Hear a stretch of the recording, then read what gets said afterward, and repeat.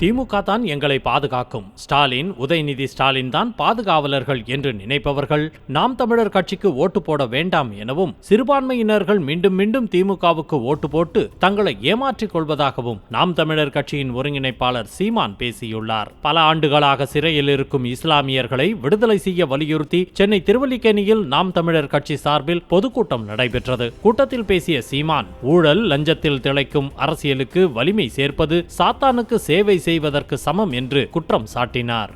திமுக தான் எங்களை பாதுகாக்கும், அது ஐயா ஸ்டாலின், தம்பி உதயநிதி அவங்க தான் எங்களை காப்பாற்றணும்னு நினைக்கிற கோழைகள் போடுறது. தயவு செய்து போடுறது. கொலை இந்த நாட்டில் தினந்தோறும் நடக்குதா இல்லையா? சகிக்க முடியாத ஹராம். இதை தொடர்ந்து செய்கிற அதிகாரத்திற்கு நீங்கள் வாக்கு செலுத்தி வலிமை கொடுத்தால் சாத்தானுக்கு செய்கிற சேவையாய்